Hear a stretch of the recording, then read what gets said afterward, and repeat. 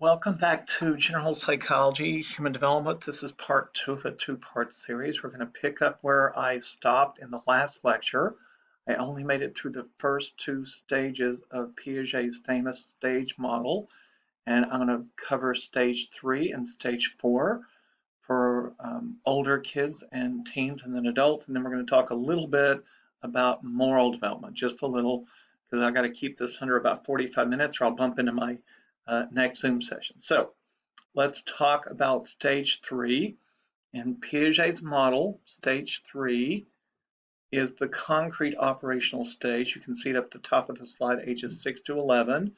And if the slides will advance for me, they never want to at first. Slides will advance a bit. I'll give you a very typical task that's studied either at the beginning of the concrete operational period or the very end of the window that precedes this one. So we have stage 2 and stage 3 in Piaget's model. They butt up against each other, and you often see kids in the transition from one stage to the next, pre-operational to concrete operational. Pre-operational kids can almost never do this. A few of them can, and even some kids who are in the early parts of the concrete operational stage can, but every kid who's 11, who's 10, can easily do most conservation tests. So a conservation task, the way I'm showing it to you here, involves appreciating the fact that you can make things look very different than they are, but that doesn't make them truly different. And so in the example I'm giving you here, by age 6 or 7 today, it used to be that no 5-year-old could do this. Now kids are getting smarter and smarter, younger and younger. That's called the Flynn effect. We're all getting smarter over the decades. By the way, IQ is going up, cognitive performance is going up, probably because we get more schooling and more advanced activities. But at any rate, if we focus on what's true today, kids who are 6 and 7, kids who are 7 could almost certainly pass a conservation test. Kids who are 5 or 6 probably couldn't. Kids who are 4 almost never could. And an example that I'm showing you here is if you empty out container C and you pour the liquid from container B into container C, it looks like there's more, or maybe it looks like there's less because it's skinny. Most kids say there's more if the kids are pretty young, but as the kids get older and they can do that mental transformation that Piaget said we start to get pretty good at age 6, 7, 8, 9 or so, then kids will engage in conservation. They won't fail at the conservation test. So I'm going to show you an example of a little dude who's very cute, very engaged learner, who is not yet ready to engage in conservation because he's only 4 or 5. And we're going to pause. Okay, so I skipped the commercial. It looked like a painful one to me, so I'm happy to say I got to skip it. You got to skip it. This is a demonstration of several different conservation activities. So as you watch each one, ask yourself, what might it look like is happening if you just think based on what your eyes alone tell you, then what's really happening? What does your reasoning self, what does your thoughtful cognitive self tell you? Now this little guy's a very bright kid, very thoughtful, but he's only about 4. He's not going to be able to do conservation, at least not without some scaffolding. So I'm going to make 2 rows of quarters.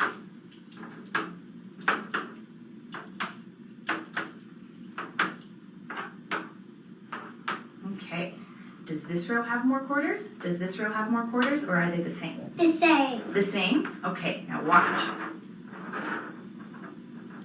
Now, does this row have more quarters? Does this row have more quarters, or are they the same? That one has more quarters. That one has more quarters? Yeah. Why does that one have more quarters? Because it's stretched out. Because it's stretched out? Yes. Okay, so how many are in this row? 1, 2, 3, 4, 5. Okay, how many are in this row? 1, 2, 3, 4, 5. So, are there more in this row, or are they the same? The same. The same? Yeah. Okay. Okay, so we have 2 sticks. Is this stick longer?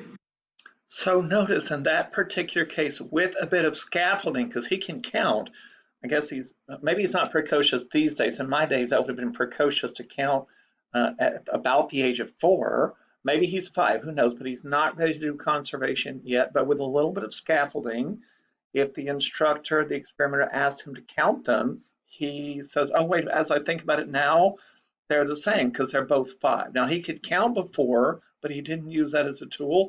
In every other conservation task, even though it's obvious to us as younger and older adults that nothing changed inherently, it just looks different, he's always going to rely on his eyes and is going to say if it looks different, it must be different. Is this stick longer or are they the same? The same. The same? What about now? Is this stick longer? Is this stick longer or are they the same? That stick is longer. The stick is longer? Yeah. Can you tell me why? Because you moved it over. So now it's longer. Yeah. Okay, tell me. I'm gonna pour blue water into each of these cups and you're gonna have to tell me when they have the same amount, okay?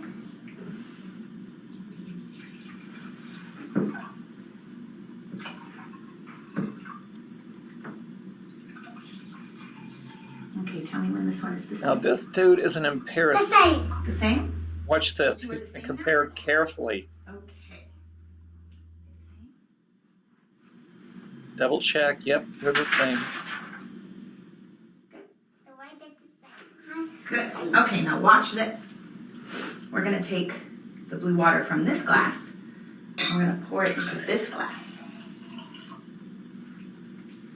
Now, does this glass have more water? Does this glass have more water or are they the same? Has more water. This one has more water? Can you tell me why? Because that one's higher than that one. That one's higher than that one. Right. Can you tell me, does this ball have more? Okay, we're going to pause because she does a couple of other demonstrations, but there's a very cute one at the end. Maybe I can skip ahead to it here and cheat a little bit, where she illustrates that even when it's not in his interest to fail to engage in conservation, he still does it. He makes the mistake. And if he were thinking at all, he would want to point out the error in what's happening. So let's pick this up right here. I'm having difficulty. We'll pick it up right here, and you'll see him fail at something that's really cute that no adult or older kid would ever fail at. The same. Now they're the same. Why are they the same? You roll that one back up. Okay, great.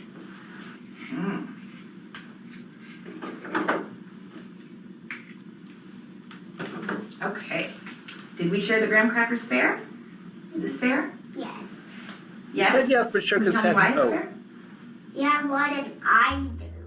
I have one. You have 2 and I have 1. Is that fair? No. No. How about now?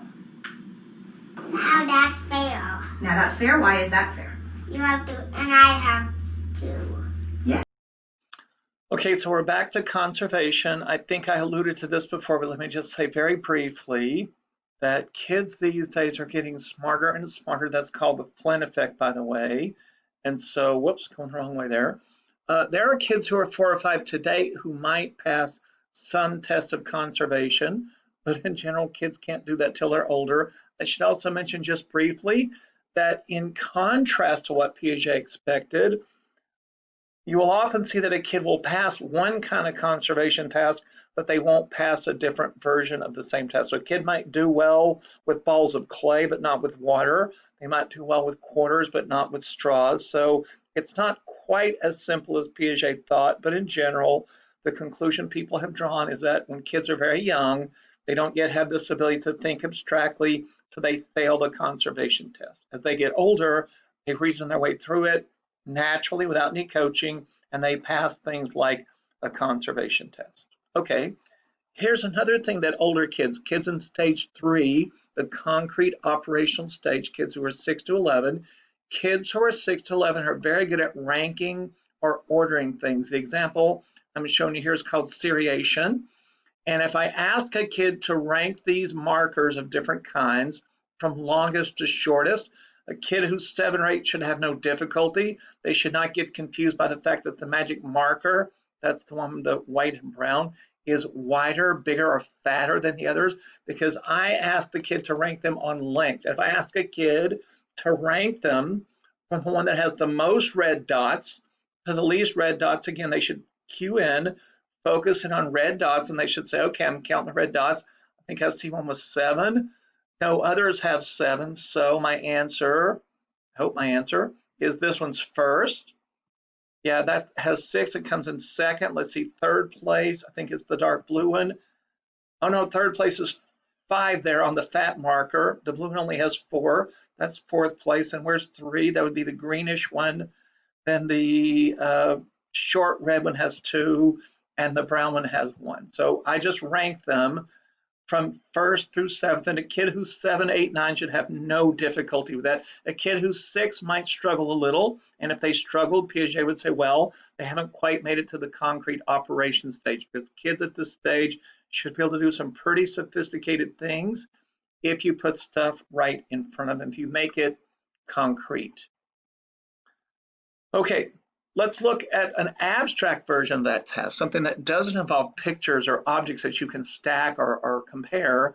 The abstract task I want to mention, I let it go too quickly. No, I guess I didn't. Is something called transitive inferences. It's at the bottom there. Transitive inferences. That's an example of a behavior, a thought, a judgment that puts a kid squarely in Piaget's fourth stage. And I bet you can do it. You should be able to if you're taking this course. So this task is kind of like seriation, but it's abstract. No objects, no pencils, no cartoons, no little characters to pick up.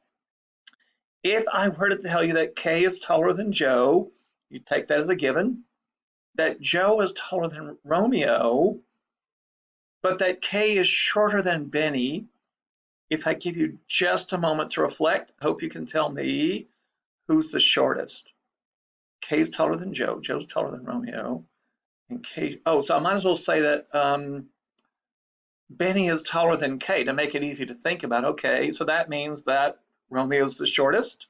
That also means logically, it must be the case logically, if those statements are true, that Benny is the tallest because he's taller than K, and K's taller than Joe, and Joe's taller than Romeo. That's got to be true by transitive inferences. If 5 is more than 4 and 4 is more than 3, then 5 is more than 3. So that's an example of reasoning according to Piaget's fourth stage. When I first glanced at this morning at 6:30 a.m., it took me a second to get to the conclusion that Benny was the tallest because I was still muddle-headed. But if we're thinking like our full adult selves, that should be a relatively straightforward conclusion. Okay, so that's stage 4. And as we move along here, as we try and let's just quickly review Piaget's first 3 stages and come to stage 4 then. Stage 1, sensory motor. How does my body work? How does gravity work? Does it hurt if I bite the pencil? No, but it does hurt if I bite my thumb. Sensory motor. Pre-operation, which is a bit of a misnomer because there's some amount of operation. It's just pretty simple. Concrete operational, and then finally stage 4, formal operational. So notice Piaget liked the phrase operational. By operations, he meant mental operations, mental activities, cognition. And he said, very first stage, you don't do much that's really operational. You get to pre-operational, think of it as early operational, middle but still concrete operational, and then finally fancy, sophisticated, formal operational. That's Piaget's fourth stage. So beginning as young as age 11 or so, kids can think about abstract ideas and hypotheticals. They can draw very sophisticated inferences in ways that young kids just can't. I'll give you a couple of quick concrete examples, and then I'll give you a video that I think illustrates this really well. What is your guess or your logical deduction about the ratio of the area of the large to the small triangle? Now, I haven't taken geometry in years, but I found this online a couple of years ago and I really liked it. And I think by either doing visualization or logic or measurement, if you think about the formula for the area of a triangle or a circle for that matter, you could figure this out. But I'll save you some steps and some physical, you take a measurement device and hold it up to the screen if you wanted to, but I'll save you a bit of trouble and speed it up by showing you what happens if I move things around a bit. So there's one, that's the blue circle, triangle, the small triangle we're talking about. If I move it up to here, it starts to make the problem a lot easier to think about because it looks like it's half the height of the total. Let's double check that. Yes, it's exactly half the height So typically if a uniform equilateral triangle or square, if you double its height, in fact, if you double the height of a circle, I think you quadruple its area. Let's see if that holds true at 1, 2, 3. Yeah, I don't need to put the fourth one. I can see visually, unless there's some weird sleight of hand, that apparently the ratio is 4 to 1. So if you take a perfect equilateral triangle and you ask yourself how that center triangle compares to the total area, because it's half the height, then the answer is 4 to 1. Okay, so let's move on. Let's ask ourselves a similar question about the little circle that's inside the small triangle that's inside the big circle. If you drew a perfect circle inside the small triangle, as I just tried to do, that's not perfect, but it's as close as I could make it. It'll do for our purposes. What would be the ratio of the large to the small circle? For some people, it's intuitive.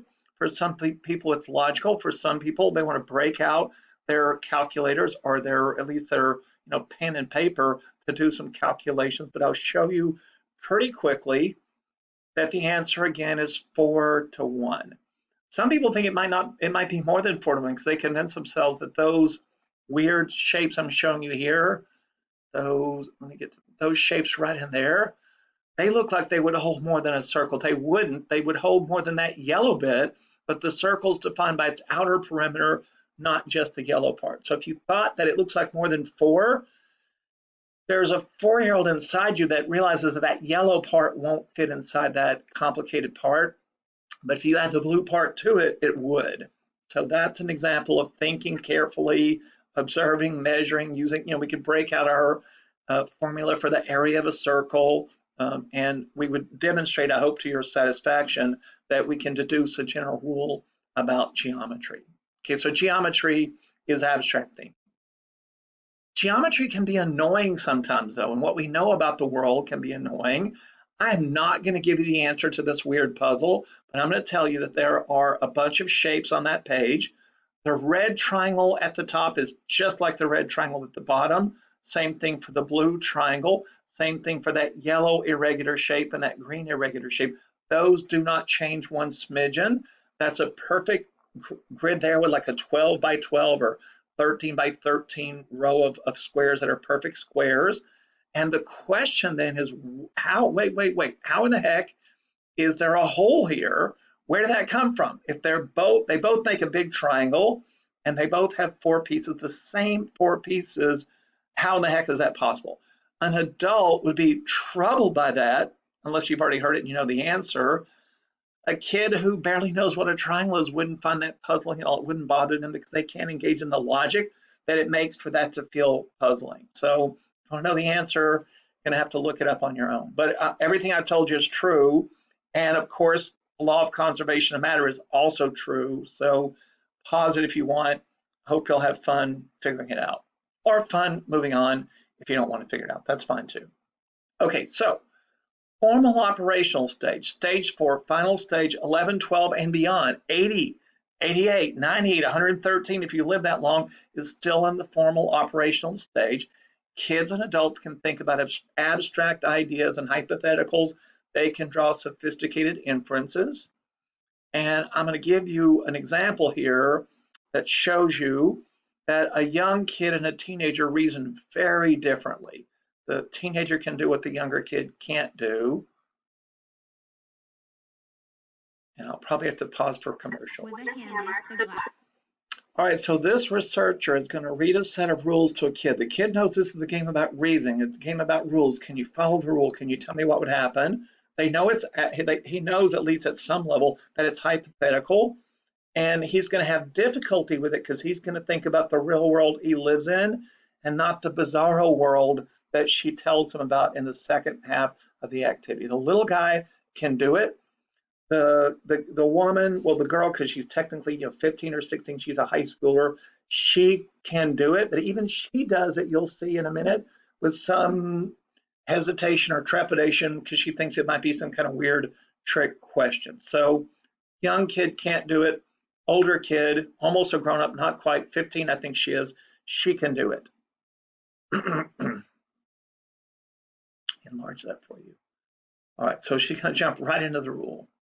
With a hammer, the glass will break. And then this one says, Dawn hit a glass with a hammer. So what happened to the glass? It broke. It broke. Why did it break?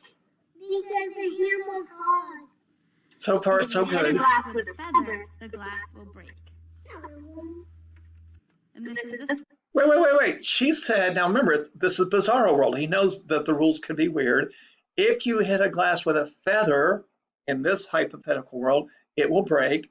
And of course, you're going to hear that Donald or somebody hit a glass with a feather, and she's going to ask him, in that hypothetical world, what happened? The second rule. Dawn hit a glass with a feather. What happened to the glass? Nothing. Nothing happened. Why didn't anything happen? Because the feather was soft. All right, now the This older one says, if you hit a glass with a feather, the glass will break. Okay. And the second one, Dawn hit a glass with a feather. What happened to the glass? It broke. And why did it break? So the rule says if you hit a glass with a feather, it breaks.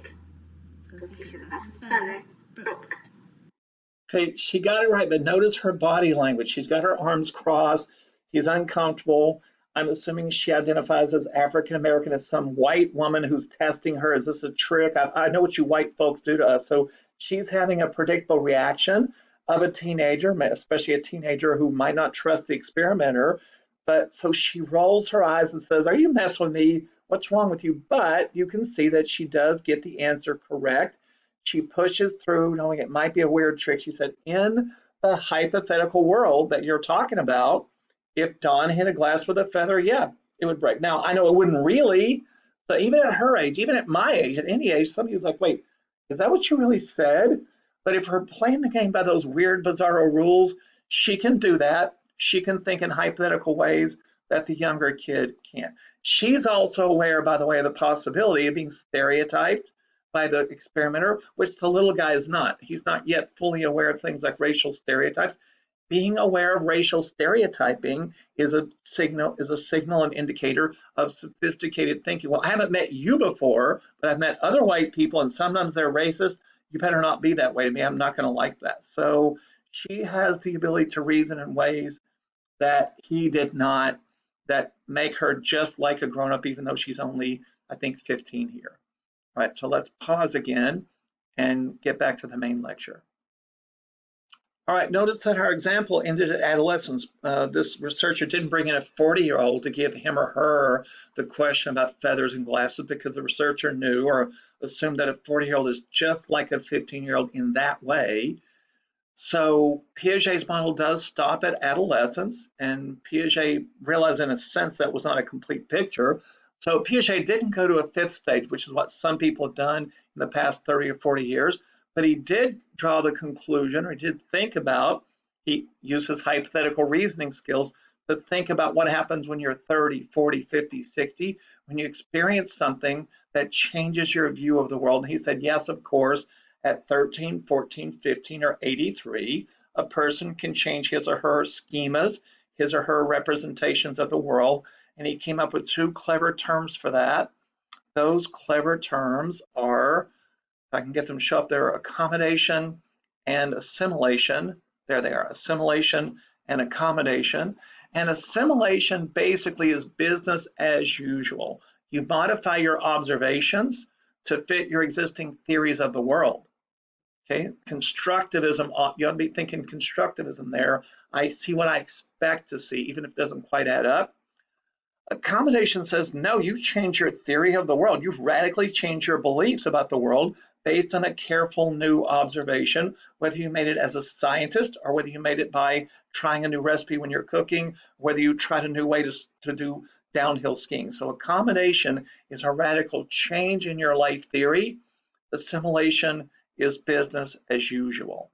All right, let's see a quick example of that from one of my favorite kids movies, Frozen. You're going to answer the question, is Olaf assimilating or is he accommodating? I hope. Oh, I don't know why, but I always love the idea of summer and sun and all things hot. Really? I'm guessing you don't have much experience with heat. Nope. But sometimes I like to close my eyes and imagine what it'll be like when summer does come. Bees will buzz, kids will blow dandelion fuzz, and I'll be doing whatever snow does in summer. A drink in my hand, my snow up against the burning sand, probably getting gorgeously tanned in summer. My feet of summer breeze blow away a winter storm. Find out what happens to solid water when it gets warm. And I can't wait to see what my buddies all think of me. Just imagine how much cooler I'll be in summer.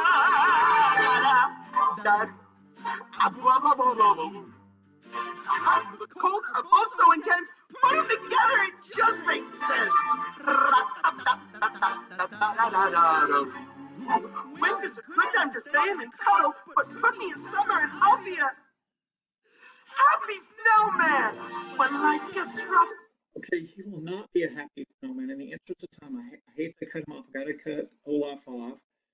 I'll just remind you, if you've seen the movie, that at the end of this little song and dance, he talks to, I guess it's Anna and Kristoff, and they tell him, always mix up Anna and Elsa. Yeah, it's Anna and Kristoff, and Kristoff says, "I'm going to tell them what happens in summer," and Anna says, "You don't dare, don't you dare," because she knows that if he does tell them, Olaf is going to be decimated. He's going to be flattened, and he's going to have to change his theory of what it's like to be a snowman when the hot weather comes around. So assimilation, summer is just like winter, except there's grass and picnic blankets. Accommodation, oh my God, I'm going to melt. That's not a pleasant thought.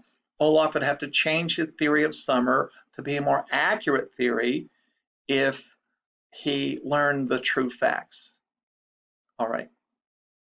All right, for an even better example of assimilation versus accommodation, I'd like to share with you one of my favorite comedy clips of all time.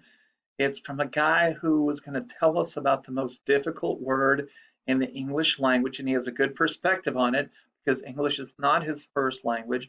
It's his second or maybe his third. He's European, so it's his second or third language. I think he's Swedish. People in Sweden speak a bunch of languages. He thought he knew English. As it turns out, he didn't quite know it that well. I studied English for years, and I thought I know English. But then I moved to America. Turns out, no. Like, I didn't really know it. Like, all the things. Like, I think the hardest word to truly master has been the word ass. Ass. I thought it's really easy. It means a butt. But no. Like yes, sometimes it can mean a butt, but that's just the tip of the iceberg. There are so many meanings to the word ass. I think it's the most complicated word in English. I've been trying to write a whole dictionary about just ass. There's so many, like for example, lazy ass. That means lazy. Like my lazy ass husband, it's the same sentence without the ass.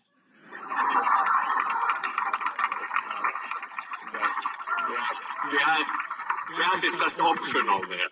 If I can make a recommendation, if you want to have maximum enjoyment, cover up the subtitles because they often kill his punchline, or at least look at his face and don't look at them, because for me the subtitles kind of spoil the punchline. I would like you to enjoy the punchline when you can. He's got a bunch of them. And long ass means long. Like a long ass flight. Long flight. But if you want to make it longer, you can add ass. And my definite favorite one, a grown ass man. It turns out it means a grown man.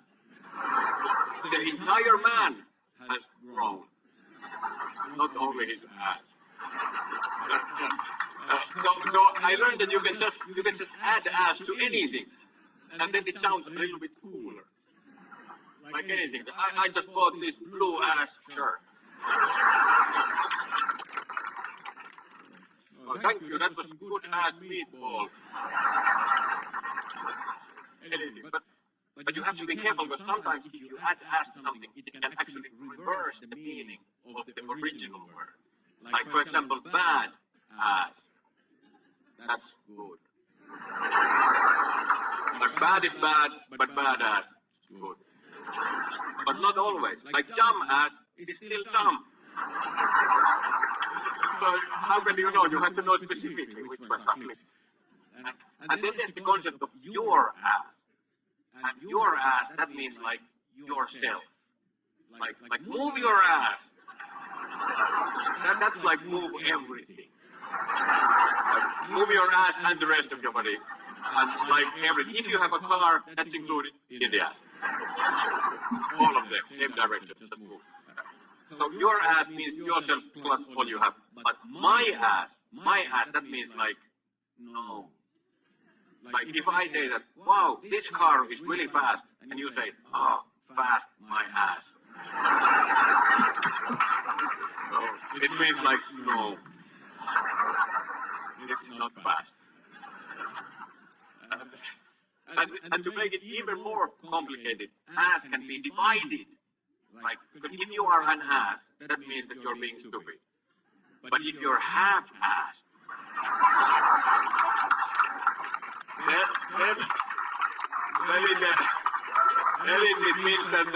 it means that you are not concentrating properly.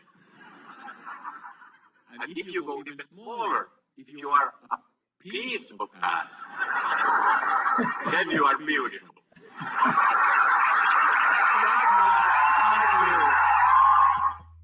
All right, I paused just in time. I'm going to pause again.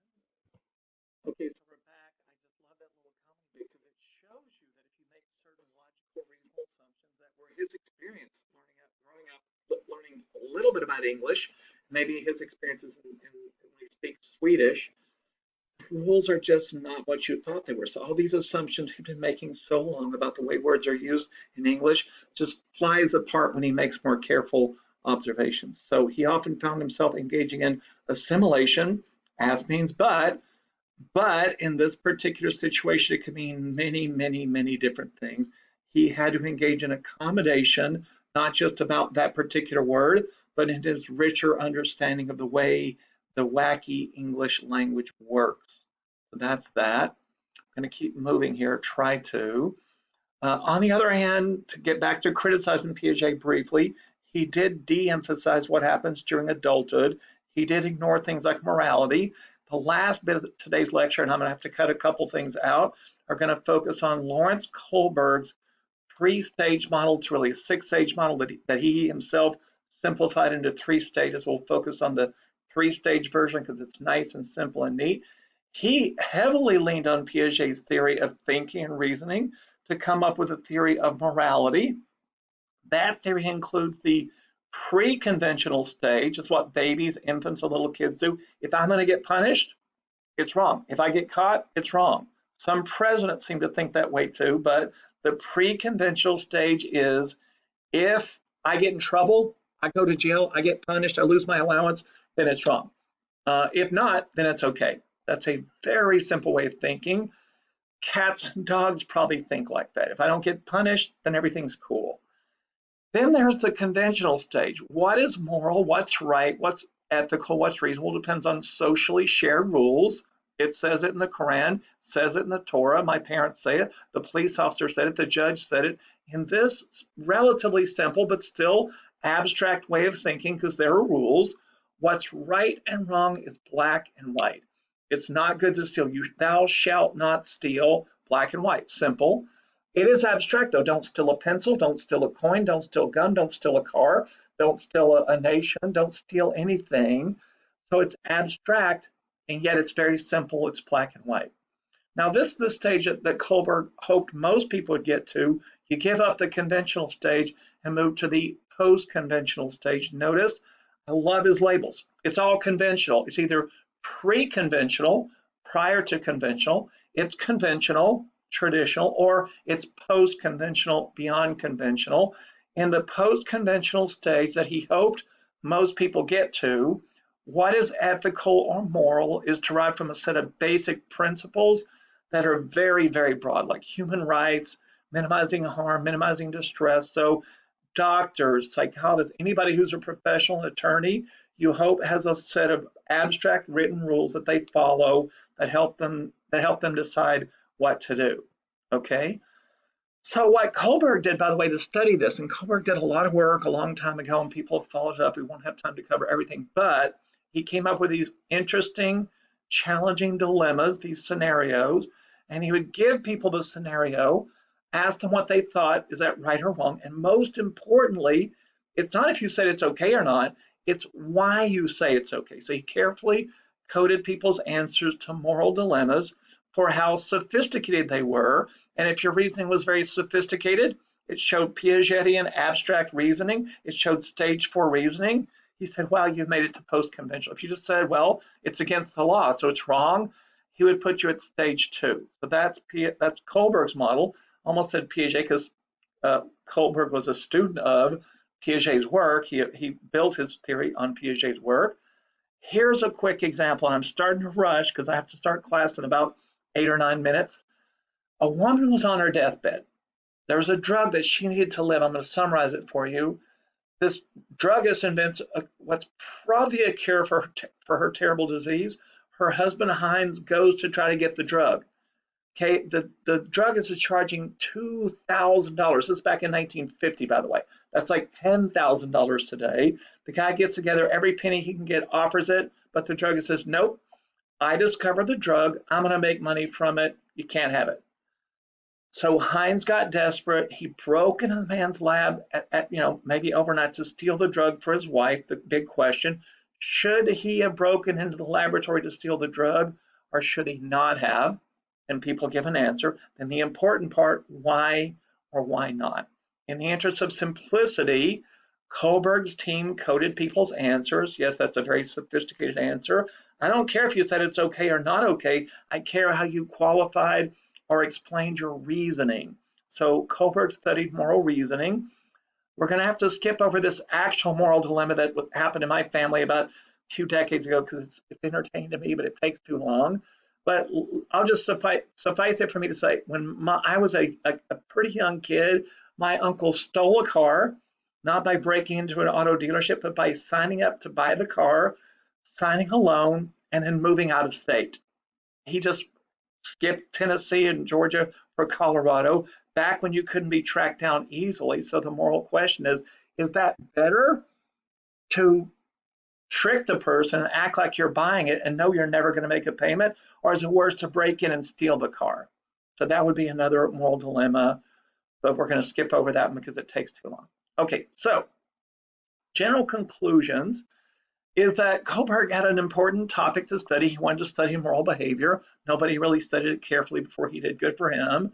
But since the days of his early work, like 60 years ago, there have been some pretty thoughtful criticisms of his work. I'm going to shortly share them with you and then show you one other criticism.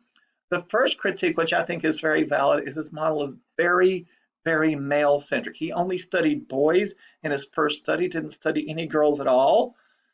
And now, since that day, people have studied men and women. But when people started studying men and women and looking for gender differences, they found them. And a very typical finding in Kohlberg's model, with his system, his way of thinking about morality, that men score a level higher than women in the 6-stage version, half a level higher in the 3-stage version. I hope you don't believe that on average, men are meaningfully more moral than women. That's just not empirically the case. It's not intuitively the case.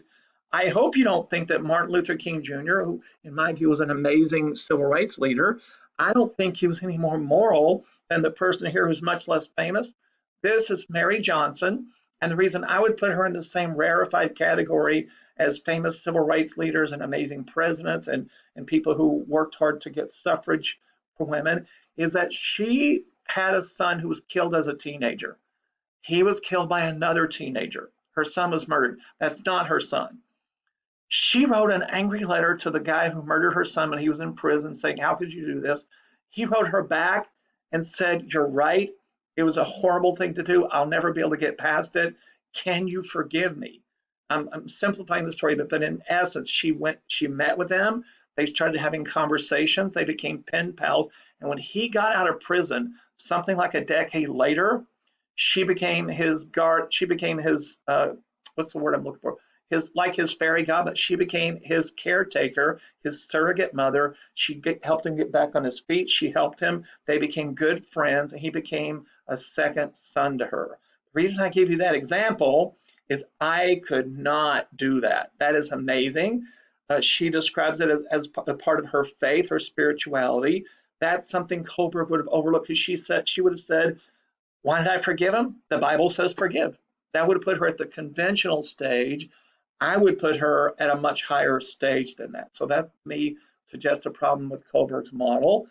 A related problem that her story also illustrates is the fact that spirituality was treated by Kohlberg with a sort of a pat on the head, as if it's very primitive and low level, when some of the most amazing things human beings do are because of spirituality. So the model minimizes things like spirituality. The model is very culturally limited in that it makes the assumption that Western ways of reasoning are the best way to be a thoughtful, moral person, when in fact, I don't think that's the case. It's a limited lens. It's not necessarily wrong. It's just limited to the Western view of the world, which is highly incomplete.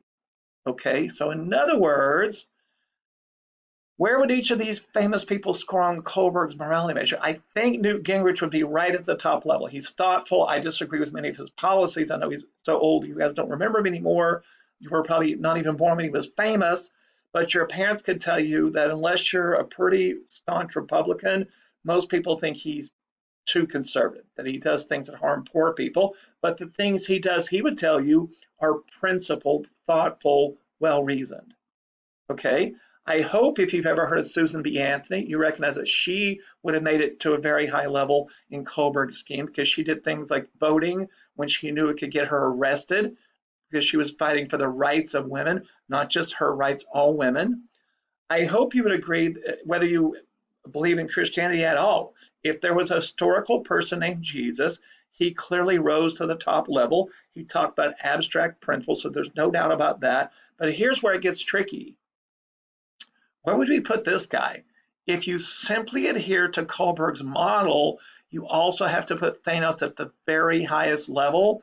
And most people think that Thanos was pretty evil. Maybe he truly believed what he did, but there could be no doubt in most people's mind that it was evil. So a limitation of Kohlberg's model is it focused very much on thinking, not enough on emotions, not enough on other cultural perspectives, which makes it a pretty limited way to think about morality. Good news to you, I think I'm gonna have to stop right here, because I have to talk to you, some of you, by Zoom in just a couple of minutes. So that's it. That's Piaget with a bit of Kohlberg tackled on at the end. And I hope that gives you at least a basic way of thinking about human reasoning, human morality, and the critique of human morality is only one way of thinking about what's right and what's wrong. All right, see you soon.